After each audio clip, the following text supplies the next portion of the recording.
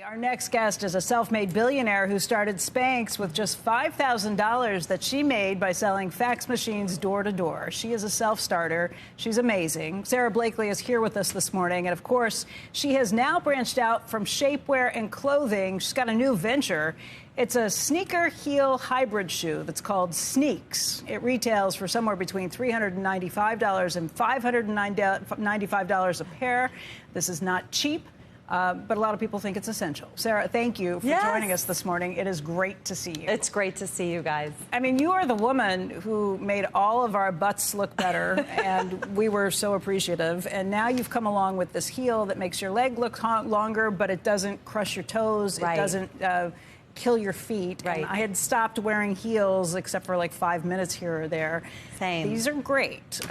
This is the mother of all necessity. Why don't you talk about how you came up with this idea and how long you were working on it? Sure. So I love to solve problems for women, and I'm a frustrated consumer with Spanx. Couldn't figure out what to wear under white pants, so created a solution. And a frustrated consumer of heels. Like, I love heels, but they've been so uncomfortable. I can barely walk in them. So I wanted to see if I could invent a comfortable stiletto. And I started 10 years ago. It was a side hustle. I was doing it on the side while running Spanx and having 4 kids. And after 4 years of development, and I have it made in Europe, so they're made in Spain, but I worked with a lot of factories in Italy and Spain trying to get this made.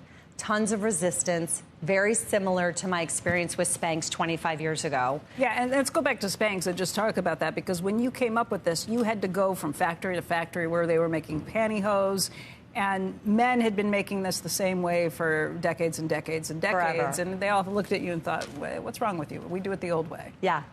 And it's very similar. It's wild. It's 25 years later, and my experience was almost the same. I mean, I'm standing in factories, all men. Men have been making our high heels for like 400 years for the most part. And I couldn't even find one man in my journey that had ever put a heel on. So it was really interesting, you know. And so anyway, I was really determined to make this comfortable stiletto. After 4 years of creating it, I intended it to look just like a traditional high heel. And I didn't succeed in getting it comfortable enough, right? I have this rule: if it's not 10x more comfortable or better than anything else on the market, I don't launch it. Like, it's not worth starting a company or a brand around something. It's pretty significant, needs to be different and better. So at the 4-year mark, I looked at the factory owner and I said, it's more comfortable than what I have, but it's not exponentially more comfortable. I'm going to pull the cord. And I said, I just want this to feel as comfortable as my sneaker. Like, how hard is this? We put a man on the moon, which is what I said the whole development of Spanx. Now I have to say to them, we shot a go-kart from Earth to Mars, and we're driving it by remote control from Earth. Like, we have to be able to create a comfortable high heel.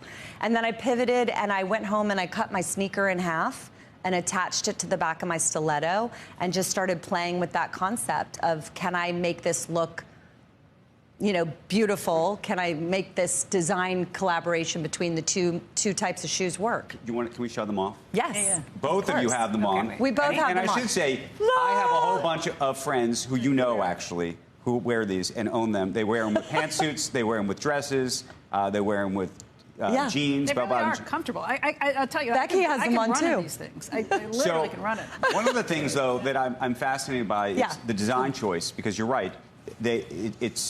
It's a shift from the traditional stiletto. Yes. But the other thing, and actually a woman who owns these was discussing this with me last week, 2 weeks ago, was just the narrow. They're wider so your feet can spread out. She's saying they're so much more comfortable. Right. However, she said, you know, from the front, they sort of have a narrow profile, so that they sort of look like, right? Yes. So speak to just that whole design process. So I design from the inside out, and I think most designers they either go functionality or they go beauty, and I'm very fascinated by the merger of the both. I don't think that I need to compromise as a woman.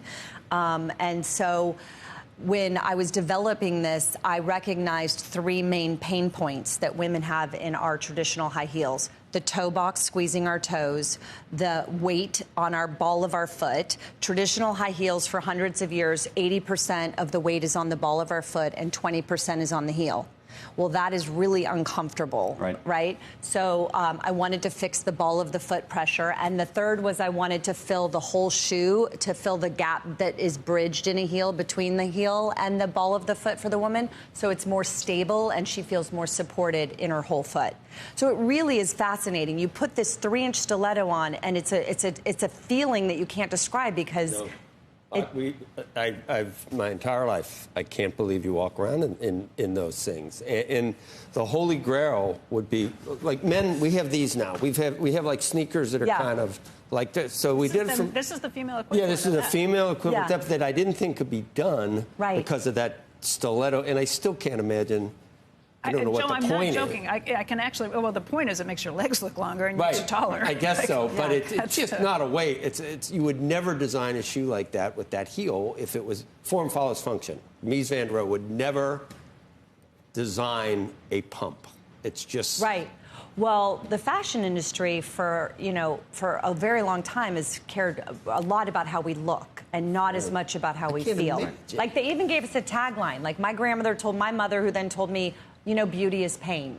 I'm like, but why? Like, why does it have to be? So the fascinating thing, Joe, is how many men have stopped me in these shoes and said, I love those. I want to get them for my wife, my daughter. Like, I've had men pull off the side of the road here in New York and yell, like, love your shoes. When we're going sometimes my wife is so far ahead of me, I'm like, then other times when we're going out and she's got this heel, so it's like, what is, where are you? How quickly she can walk totally depends on what shoes. So now that this is such a success, how worried are you that others are going to copycat what you've done? I mean, there were a lot of copycats of Spanx. A lot. And Spanx is still great and doing well. So you have patents on these. I have patents. I have a lot of design patents on it. I have a utility patent pending for the innovation side of it. I mean, I always say I wake up in the morning and you have a choice to be an innovator or an imitator. And I'm always going to... How far do you think you go with these designs? I mean, how many... So I have lots of other ideas in my mind. This is the first product. For other shoes? Or yes, for other products? Lots of other shoes. And my point will be luxury comfort. Like, I've been spending $800 to $1,200 on shoes that I can't walk in. And I am really interested in giving women an alternative to that.